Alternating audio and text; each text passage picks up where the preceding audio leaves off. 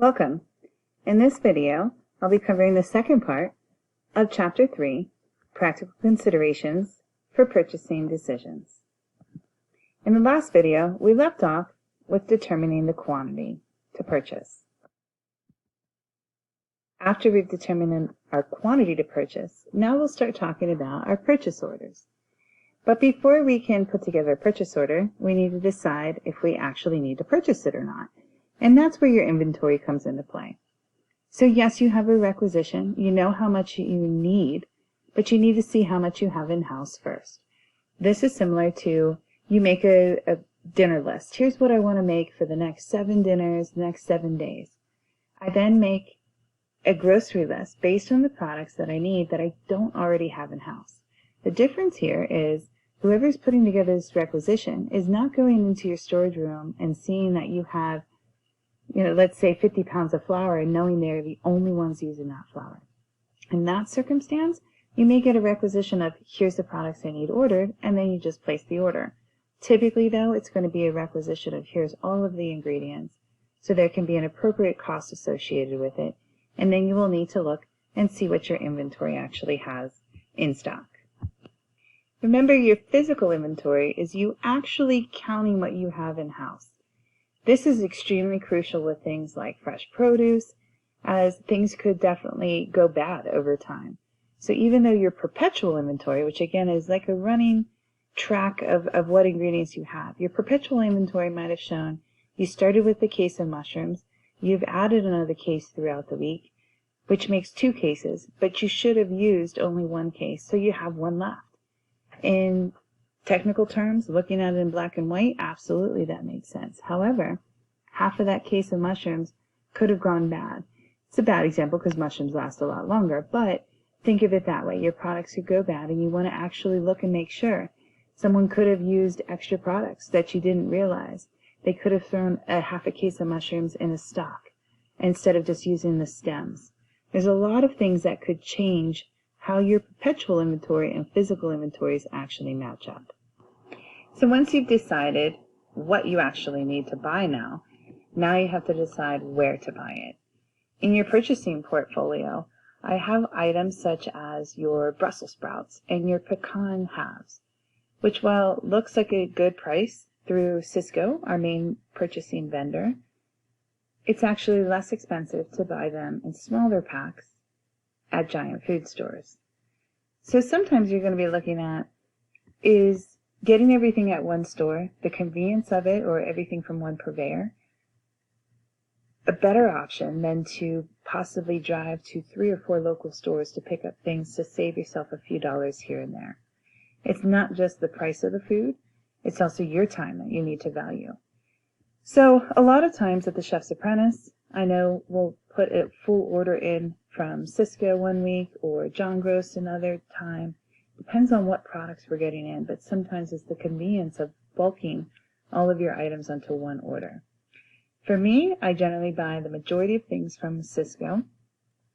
I get our seafood products from John Gross, and then specialty other products, depending on what they are, from other vendors, of which I've listed all for you at the end of this lesson content here. So then I need to determine where I'm buying it from and put together purchase orders with those vendors. What I mean, it could be as simple as your individual list of what you're ordering from that purveyor, or it could be the official actual authorization, placing the order so that way they can bill you at a later time. So how do you go about placing the order? There's many different ways. Right now, online seems to be the most efficient way. Not only can you go on and order your own products, but you can see what all products there are available. This is kind of a double-edged sword. Like I mentioned, there's quite a few different milks. There's quite a few different beef tenderloins. There's quite a few different all-purpose flours. Sometimes it gets overwhelming. So it's important to realize and learn the products and, again, follow those specification forms that you've completed so you know what products you're placing an order for, and online becomes extremely efficient. Some companies will only allow you to order through a sales representative. You must have an account and work with that sales representative. John Gross & Company is a great example to where I order online through their portal, but I also have a sales rep that I can call and place any order I like with him as well. If it is something for seafood, I would still place that order with our sales representative, but if the seafood department specifically has questions, then they would reach out to me as the client. Some vendors we order solely over the phone, such as Harrisburg Dairies. They have a general product list, but they are looking for a phone call to be placed by 4:30 each day for the following day's delivery. And then sometimes placing the order is automatic, where you have par levels, and as you enter that, it will automatically order the next item when it's anticipated needed. Some companies, like Pepsi, will come in, take the inventory themselves, restock off of their truck to make sure that they reach this par level. Again, par level is the amount you need to successfully run your operation. So I want to say that not quite the minimum. It's a little bit higher than the minimum, but at the same time, it's a comfortable level. You don't want to have excess inventory. In our dry storage room, there's not extra room for 20 different cases of soda. We need to make sure that we only need and only have what we need, I should say. So that's more of an automatic system to where they come in and take care of it for us already. They stock things. They rotate them. It's a pretty good system. And Coca-Cola did the same thing before we started working with Pepsi. So after the order is placed, and again, there's various ways to do that, but once the order and delivery is coming in your door, you still need to receive the products. And sometimes you have to go a step further to actually going and purchasing the products at a local store and then bringing them back to your site.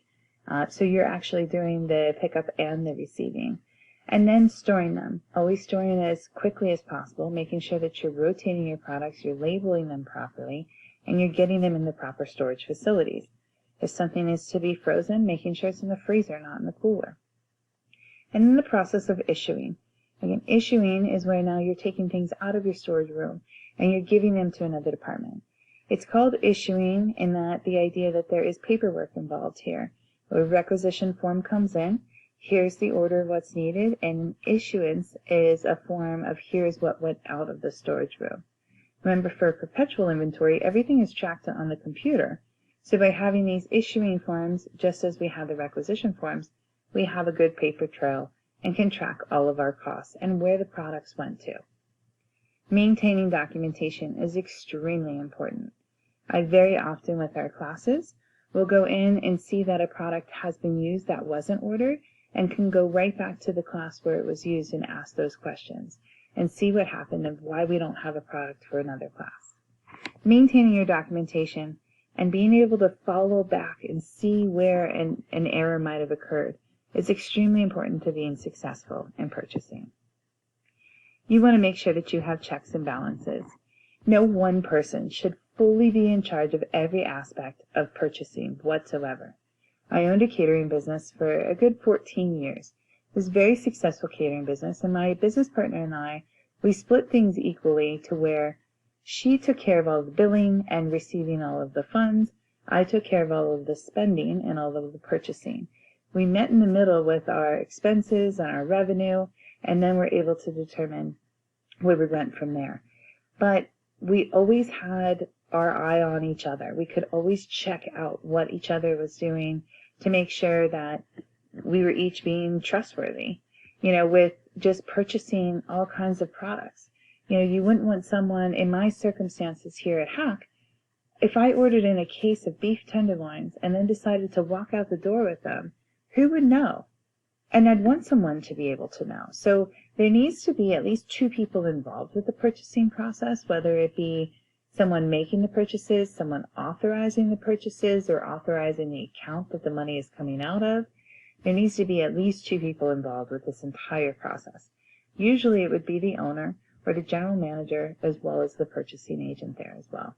Not to mention eventually you might want to take a day off or two or even a whole week. It generally is a good idea to have your purchasing agent take off for a 2-week period of time, 2 consecutive weeks. That way someone else gets in there, does the purchasing, and you'll be able to notice if there is any big discrepancies.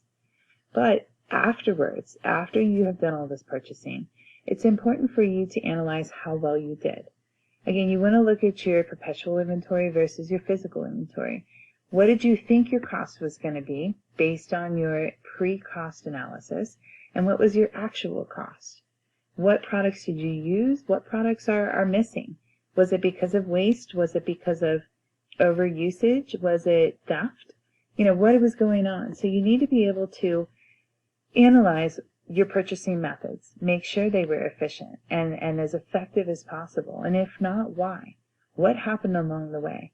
Because initially, you did a cost analysis and you established a budget. So why couldn't you stay within that?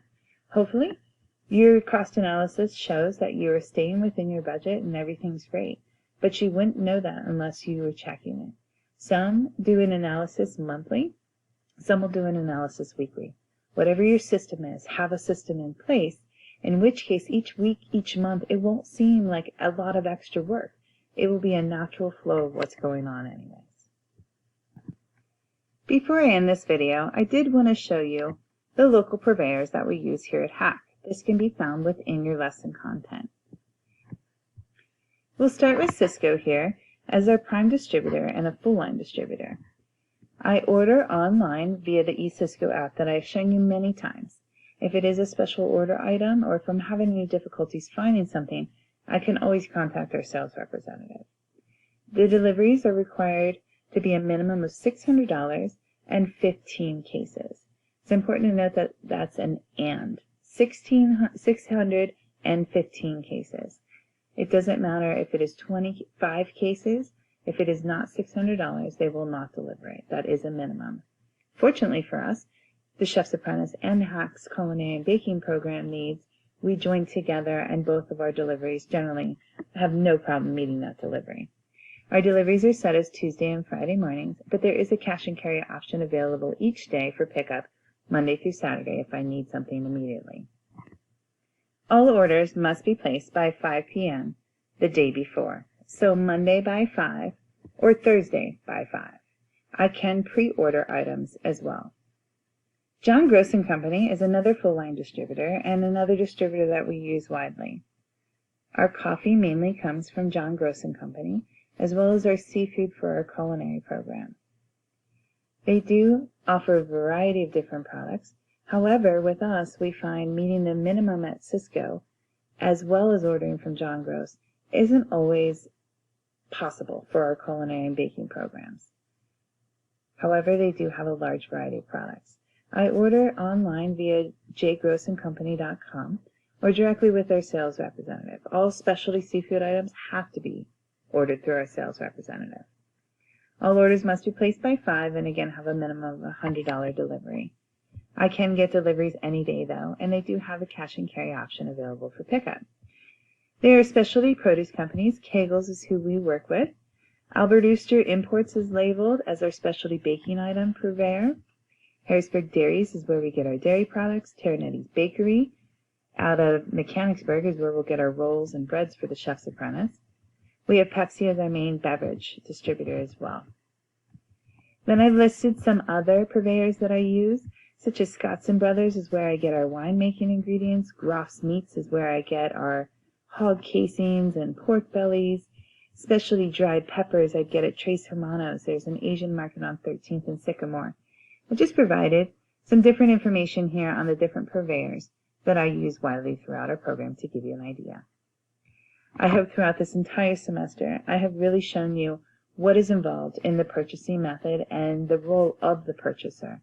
There is much more than just buying food. Thank you, and I hope you've enjoyed this video.